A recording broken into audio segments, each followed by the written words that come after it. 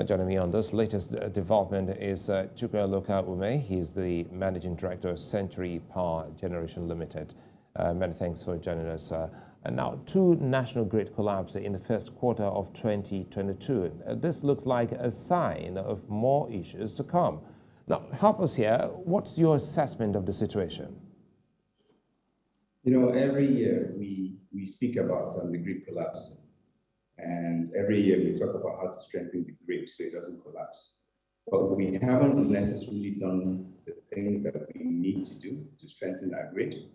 And because of this, we're going to continue to see the grid collapse.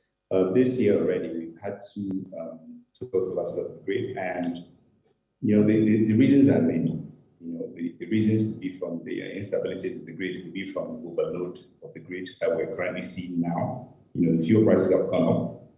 People that will typically generate their own power, diesel generators or petrol generators, would rather be on the grid to get somewhat cheaper power. But unfortunately, that's beginning to overload the grid. This is going to be a continuing problem. Is the problem limited to aging infrastructures? No.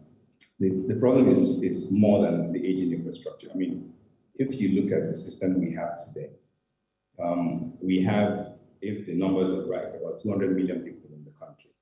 But we are constantly talking about sharing about 4,000 megawatts across the entire country.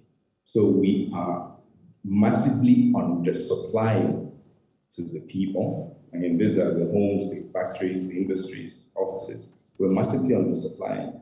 And once people try to get on the grid and grab the electricity, you're going to see that the grid is way overloaded. Now, on the supply side, we have aging infrastructure, and what you start to see is anytime you have a fault of the grid, that fault cascades, and that cascade just causes a ripple effect that trips the grid.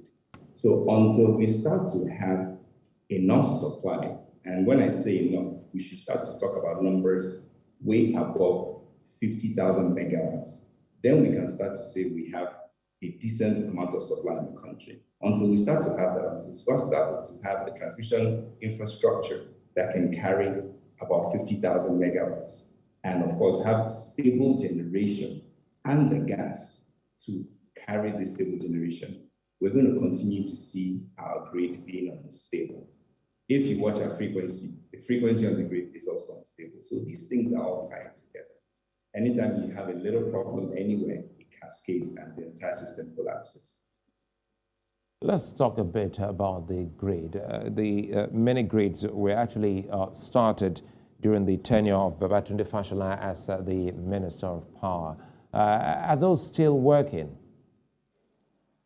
So he started talking about the mini grids. And for us, what we'd like to see in Nigeria is a decentralized system. And when I say decentralized system, I talk about creating what we call utilities across the country.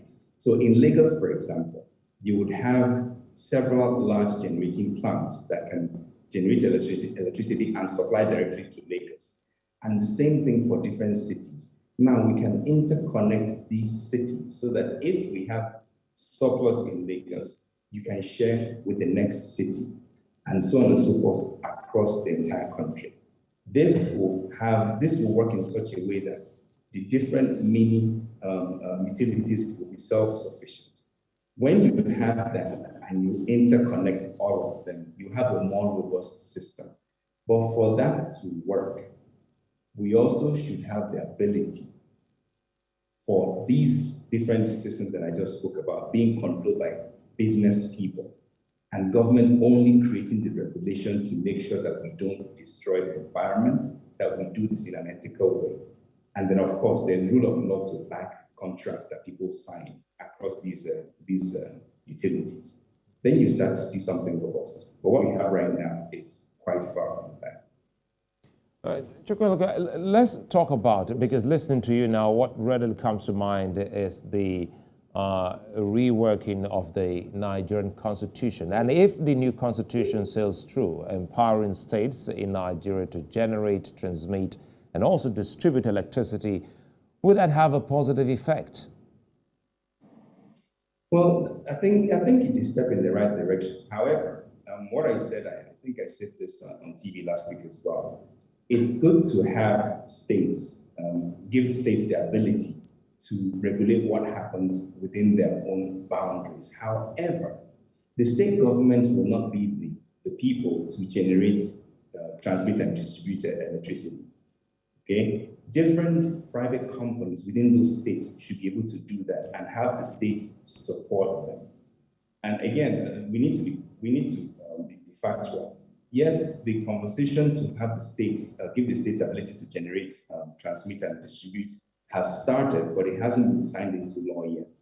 But again, it's a step in the right direction, but we must have that caveat.